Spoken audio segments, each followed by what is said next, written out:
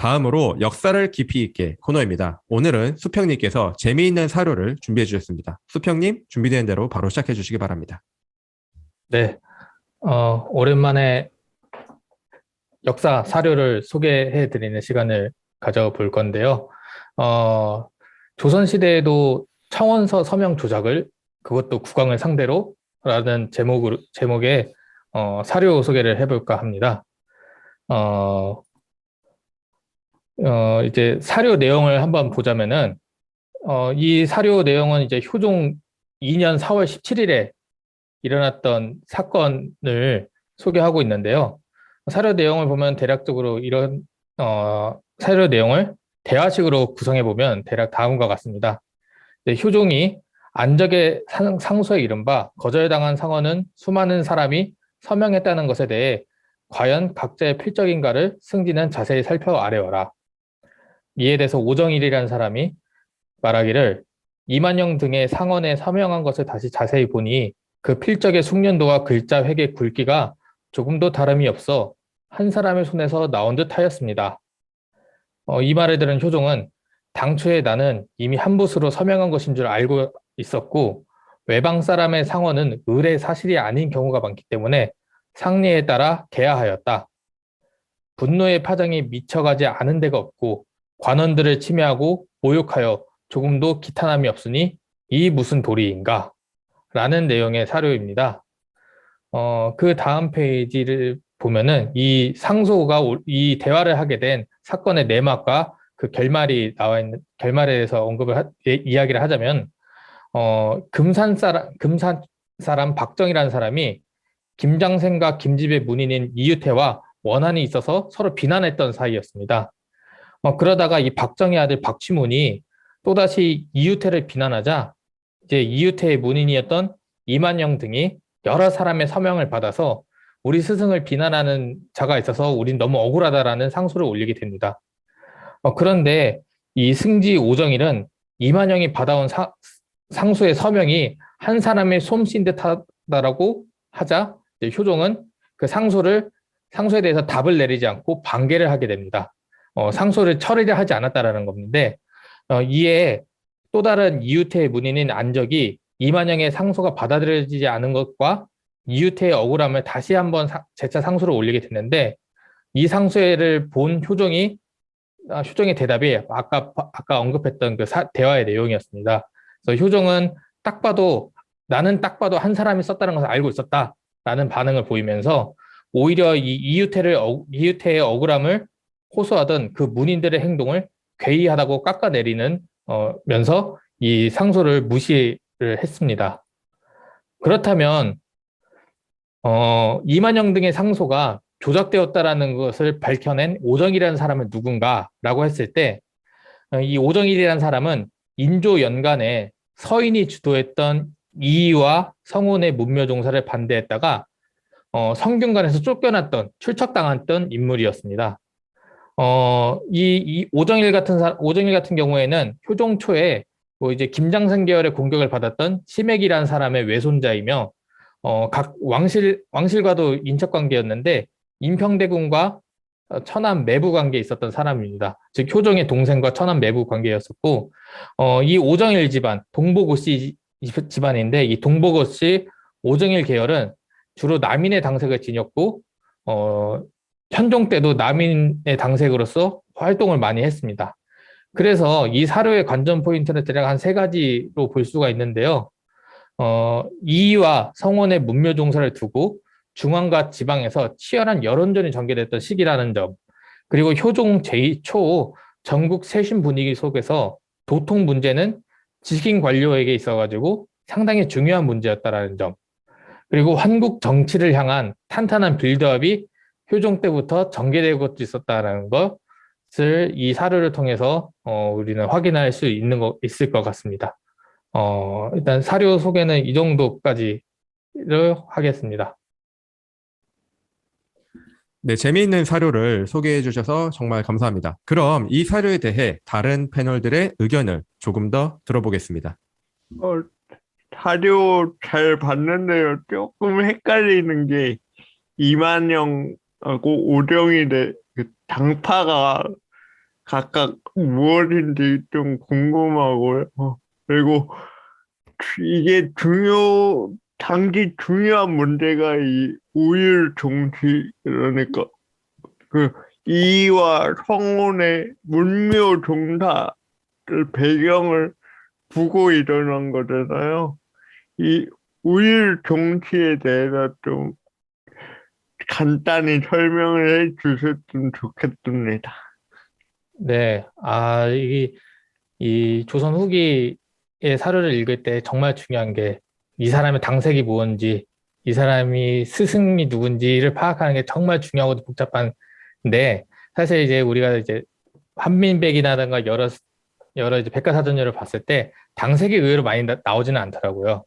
그래서 이 사람들 당색을 찾는데 좀 어렵기는 하지만 제가 이제 간략하게 스승 관계를 통해서 이제 이야기를 하자면은 일단 이 조작된 서명에 상소를 올렸던 이만영이라는 사람은 이유태의 제자입니다.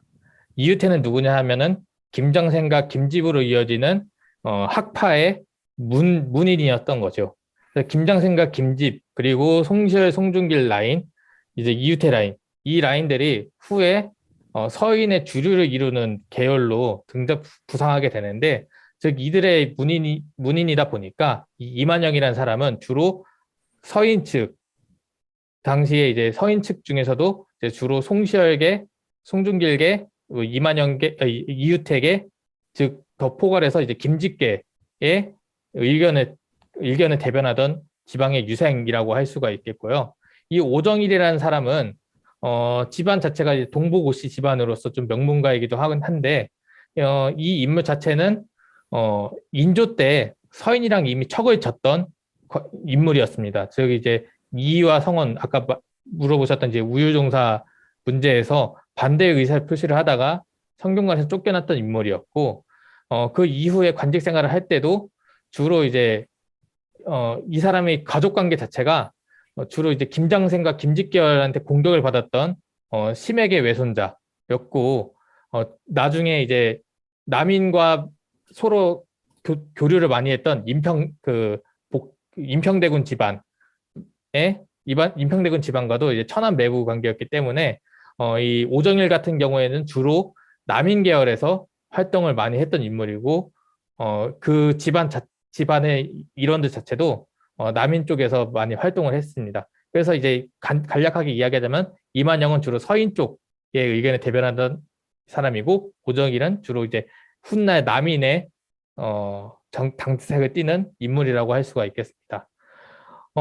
그리고 이제 우유종사를 이야기했을 때, 이 우유종사는 이제 주로 이제 우유종사는 간단하게 말하면 이의와 성혼을 문묘, 우리가 흔히 알고 있는 이제 성균관에 있는 사당에 그 두 사람 위패를 올리자라는 것인데, 이 이야기가 가장 뜨겁게 달궈졌던 시기가 언제냐면은 인조연간입니다. 인조연간이라고 하면은, 서인이 인조 반대에 성공을 하고 나서 서인이 이제 정권의 주류를 잡게 된 이후에, 자신들의 그런 도통의 기반을 확립하고자 우리가 이제 정치적인 권위만 있는 게 아니라 학문적인 권위가 있다라는 것을 내세우기 위해서 자신들의 그 학문적 연원을 이의와 성원에게서 찾기 시작했습니다. 그러면서 이의와 성원을 문묘에 종사시킴으로써 자신들의 이제 학문적 권위를 높이려는 시도를 했었고 이게 인조 연간에 이루어지지 않다 보니까 효종 초에도 이 문제가 그대로 이어지게 됐습니다.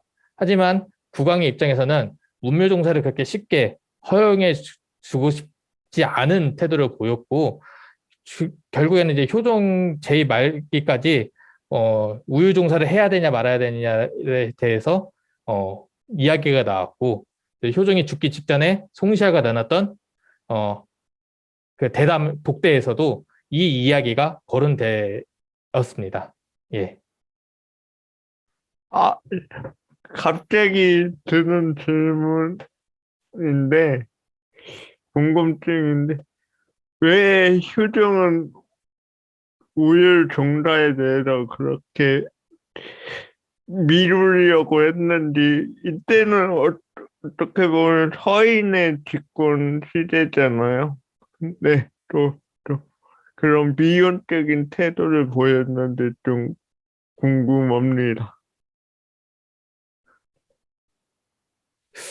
대체적으로 근데 이게 표정만의 문제가 아니라 인조도 그랬고 그 앞서서 선조 때도 결국 안 하지, 국왕은 답을. 문묘종사를 하는데 되게 미온적인 태도를 보이더라고요. 특정 정파를 이렇게 할 수 없으니까 당파를 밀 수가. 그쵸. 그렇게 나 끝까지 있다가 이제 한참을 해야지 지금 또. 그 광해군처럼 뭔가 이제 정권 초기에 자기가 이제 지지가 필요하다고 생각했을 때 그 정치적인 그 선택으로 과감하게 문묘종사를 이제 허용하는 모습도 있긴 있는데 효종 같은 경우에도 앞서 이제 인조나 선조와 비슷한 태도를 보였고 그 태도를 끝까지 고수하는 입장을 보입니다. 그래서 그 태도를 왜 그런 태도를 보였을까라는 거는 제가 공부를 해야 하는 부분이기도 해가지고 진짜. 예. 그래서 그러니까 문묘종사는 진짜 어떻게 보면 뛰어난 사람들은 다 맞는데 걔들보다 더 뛰어난 사람이 있음에도 불구하고 정치적인 입장 때문에 선정 안 되는 사람들 되게 많잖아. 그렇죠. 그 신라 시대하고 고려 시대 때 선정된 인물 가지고도 논란이 엄청 많았거든. 하긴 이연적 가지고도 그래. 광해군 때 어.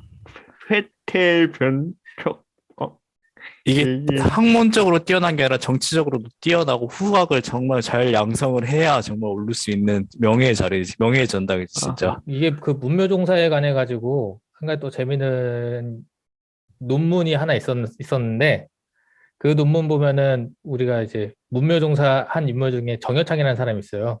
그 정여창이라는 사람이 과연 정말 문묘종사에 얼마나 상당한 인물이었는가 그 사람의 그 일생을 좀 파헤쳐본 논문이 있었는데 그 논문을 보더라도 정여창이라는 사람이 정말 학문적인 능력이 뛰어나가지고 과연 문묘에 올랐을까라는 그 의문점을 들게 하는 논문이더라고요. 그 논문 읽었을 때 그 정말 학문적으로 뛰어나서 문묘종사에 갈 수 있음에도 불구하고 정치적인 이유로 못 올라간 사람도 있고 정여창처럼 친구나 인맥을 잘 둬가지고 이거 정여창 집에서 고소할 수도 있겠는데 시대적 분위기 의리가 중시대 시기에 의리를 지키다가 죽었기 때문에 그 문묘에 올라갔던 인물도 있으니까 이거는 이제 문묘종사는 왜 했고 왜 안 했냐를 그러니까 재단하기에는 참 어려운 문제라고 볼 수가 있을 것 같습니다. 근데 이게 좀 아예 다른 문제긴 하지만 이 문묘종사라는 게 어쨌든 이 시대의 어떤 정신이잖아요. 정신을 가장 대표적으로 나타낼 수 인물들을 문묘에 올리는 거잖아요. 그래서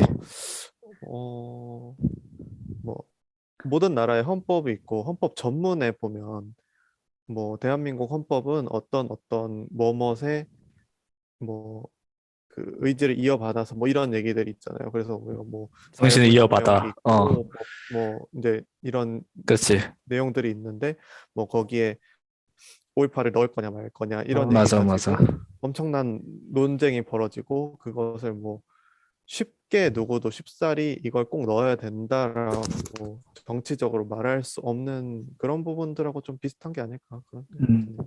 저거는 나도 개도님 말이 아주 맞다고 음. 생각을 해. 이건 뭐 사실 상식적으로는 다양한데 그 문묘종사 한다는 거는 국가에서 이 사람을 국가의 위인으로 모시겠다. 국가의 맞아, 공식적으로. 정신을 이제 담고 있는 거다라고 공식적으로 인정하는 건데 그렇지. 그거를 아주 사실 예민하고 민감한 문제지. 아이고 제가 질문을 너무 깊숙한 질문을 해서 아니 근데 되게 중요한 문제인 것 같아. 이 사람들이 왜냐면 조선시대 때 겨우 이딴 거 가지고 왜 싸움을 해? 라고 생각할 수 있는데 굉장히 사실 지금도 중요하다는 똑같은 거 거. 갖고 싸우고 있어. 그렇지. 지금도. 옛날 사람 조선시대 사람들이 뒤떨어진 게 아니라 지금도 똑같이 똑같은 싸움하고 걸로 있다라는 싸우고 건 있어. 문제인 거지 진짜.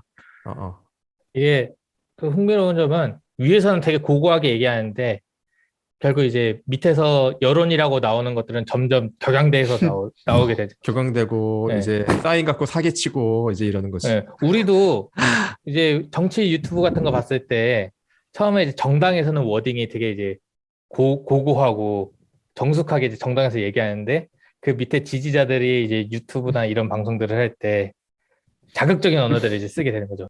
근데 이제 모든 역사적인 사건들을 우리가 딱 단절적으로 놓고 볼 수는 없는 것이지만 우리가 교과서에서 옛날에 배울 때는 효종 이제 복림대군이잖아요. 그래서 효종초는 보통 서인이 끝발이 엄청 날 때로 알고 있는데 그때 이제 아까 얘기하셨던 이름이 뭐였더라?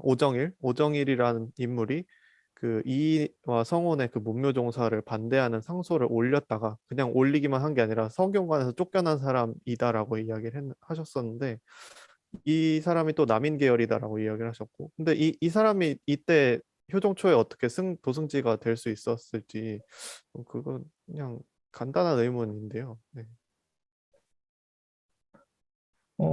일단은, 우리가 이제 그 정치적으로 주도권을 잡았다고 했을 때, 뭐 이제 한국 정치 시기 이전에는 뭐 일당이 전제로 해가지고 모든 권력을 독점하거나 관직을 독점하거나 라는 이 시기는 그런 시기는 아니었어요. 그러니까 주류를 점한다고 하더라도 뭐 어떤 다른 당파가 뭐 목소리를 못 내거나 뭐 관직 등용의 무슨 차별을 받거나 그런 시기는 아니었고, 일단 그리고 기본적으로 인조 말년에 인조가 추진했던 정책 자체가 파붕당을 많이 이야기를 했어요. 왜냐면 인조가 뭔가 이제 그 세자 교체, 그 후계 교체 문제에 있어서도 뭔가 다들 이제 서인의 눈치만 본다라는 입장을 막 피력할 정도로 뭔가 이제 그 자신의 목소리를 내기 위해서 뭐 그 독단적인 당이 어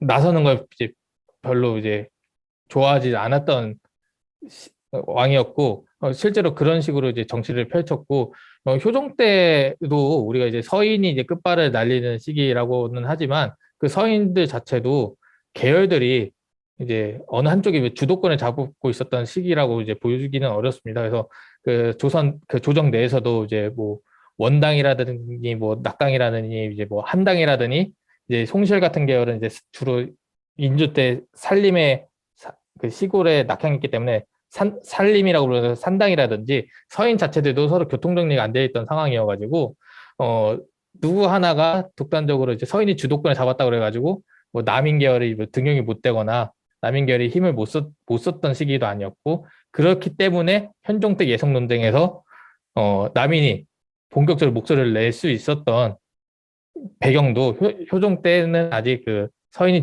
정치적 주류를 잡는다 하더라도 우리가 한국 정치 때 봤던 그런 정치 구도는 아니었기 때문에 그런 예성 논쟁부터 시작해서 한국 정치에 이어지는 그런 정치적인 흐름이 나타났다라고 이제 이야기를 할 수 있겠습니다. 예. 네, 저는 그 상소에 서명을 했다라는 사실이 굉장히 재밌게 받아들여졌는데, 지금도 이제 서명을 할 때 굉장히 다양하게 하잖아요. 이름을 뭐 정자로 쓰는 사람, 흘겨 쓰는 사람, 뭐 의미 없는 어떤 기호를 뭐 별표라든가 하트라든가 이런 굉장히 다양하게 그 서명을 하는데, 이 조선시대에는 서명을 어떤 방식으로 했는지가 좀 궁금합니다. 그 서명이 이제 조선시대에도 활발하게 이제 이용이 됐었고, 근데 우리가 흔히 저 개인적으로는 지금 무슨 공문사 서명을 할 때 제 이름을 정자로 쓰지는 않고 저희가 개인적으로 쓰고 있는 그 사인을 공문서라든지 사문서라든지 그런 거 개의치 않고 쓰는데, 저도 이제 뭐 고문서를 많이 본 것은 아니지만 주로 이제 지금 우리가 이야기하고 있는 주로 상소에 올릴 때 이제 여러 사람의 동의를 받았다라고 할 때 상소에 올리는 이제 공식 문서에 적는 서명 같은 경우에는 거의 정자, 우리가 알고 있는 이름 세 글자나 두 글자를 정자로 써서 이제 올리기 합니다. 그래서 대표적으로 영남 만인소라고 치면은 그 상소에 올렸던 그 만 명의 이름, 그 유생들의 그 이름들이 다 써 있는데, 뭐 그런 식으로 이제 이름 정자로 해가지고 올리고, 일반적으로 다른 이제 계약 문서, 집 계약 문서라든가 뭐 상속에 관련된 문서를 봤을 때는 개인의 이름을 이제 휘갈기거나 아니면 자신만 쓰고 있는 그런 시그니처를 그 문서에 남기는 그런 개인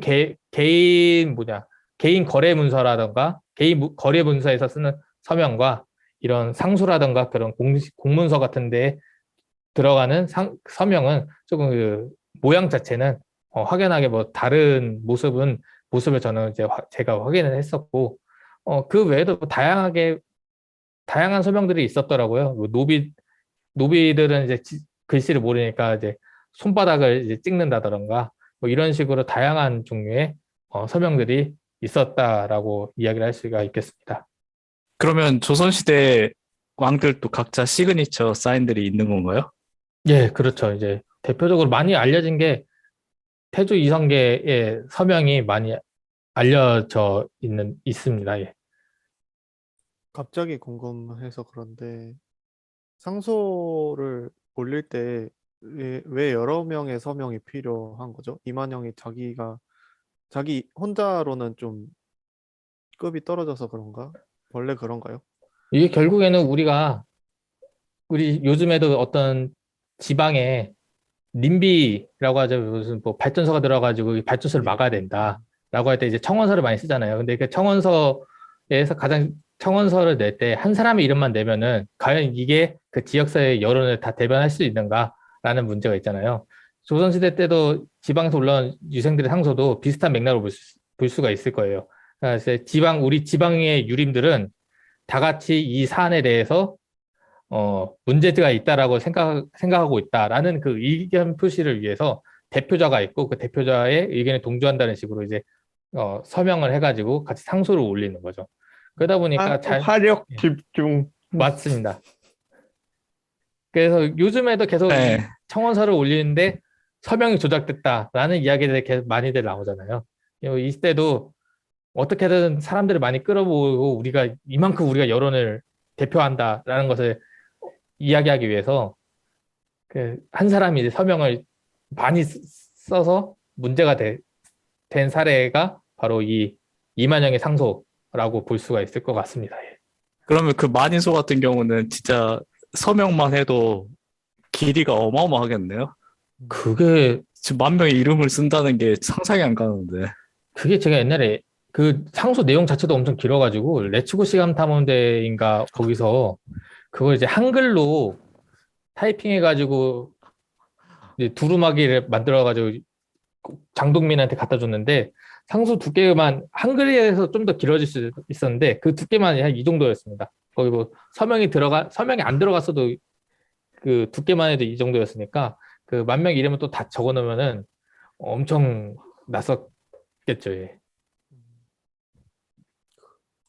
네, 그래가지고 저도 질문이 있는데요. 이만영이 너는 첫 판부터 장난질이냐라고 했던 그 이만영이는 결국 어떻게 됐나요? 손모가지가 날아갔나요? 오한말을 가져왔나요? 아니면 목이 잘렸나요? 안타깝게도 이만영이라는 사람은 조선왕조 실록 DB에서도 출생연월일을 물음표로 뜨는 인물이고 심지어 한자가 다른 사람을 이제 같이 링크를 걸어놨더라고요. 그 정도로 이만영이라는 사람은 지방 유생에서 이제 서울까지 못 올라온 인물인 것 같습니다. 저도 이제 이만영이라는 사람의 족보를 확인한 것은 아니니까 섣불리 대답 못 하겠는데 그 이후의 행적들은 기록에서 찾아볼 수가 없습니다. 그래서 대체로 이런 경우에는 한 두 가지 정도를 생각할 수 있는데 정말 이제 목이 잘려서 소리 소문 없이 사라졌다거나 아니면은 이제 그냥 넘어갔다거나 라고 볼 수 있는데 대체로 유생들의 상소에서 문제가 일어났을 때 국왕이 보여주는 태도는 관용의 태도를 좀 많이 보여주긴 합니다. 국왕의 의지와는 상관없이. 그래서 실제로도 이제 성균관에서 이제 무리를 일으키거나 뭐 이제 국왕의 심기를 건드릴 상소를 올리는 유생들이 있는데 그 유생들을 이제 국왕이 벌하고 싶어도 실제로 벌은 내리긴 하지만 그 벌을 내리기 과정이 매우 지리합니다. 그러니까 신료들이 유생이라는 그 특수한 신분, 유생을 처벌해서는 이제 국왕의 덕을 드러낼 수 없고 국왕이 유자를 우대하는 모습을 보여줘야 한다라면서 국왕의 처벌을 이제 극극 만류하죠. 그래서 어떤 식으로 표현을 하냐면은 광망한 유생들이 뭘 알고 그랬겠습니까? 국왕께서 이제 전하께서 한번 덕을 보여주시고 너그러운 모습을 보여주시길 바랍니다라는 식으로 몇 달 동안 이제 국왕의 뜻을 돌리기 위해서 노력을 많이 합니다. 그래서 이제 오정희 같은 경우에도 지방에서 올라온 일개 유생의 상소였고 이 문제를 정말 심각하게 생각했다면 효종의 성격상 효종 실록을 봤을 때 효종의 성격상 정말 사소한 문제여도 효종의 심기 건드렸을 때 3개월이 지나고 1년이 지나서도 효종이 갑자기 브랜드 언급을 하면서 그때 걔가 왜 그랬지? 이러면서 상소를 다시 갖고 와봐라. 나 얘 벌 줘야 되겠다. 라고 벌 주는 사람입니다. 근데 그런 사람이 이 사건에 대해서는 결국 소리소문없이 갔다는 걸 봤을 때 광망한 유생 한 명이 잘 모르고 철없이 저지른 일이니까 그냥 넘어가겠다라는 식으로 너그럽게 넘어갔다라고 보는 것이 조금 더 합리적인 추측이 아닐까라고 이제 생각을 할 수 있을 것 같습니다. 네, 정말 재미있는 얘기들이 심도 있게 많이 오고 간 것 같습니다. 지금까지 역사를 깊이 있게 였습니다. 다음 시간에도 재미있는 내용으로 찾아뵙겠습니다.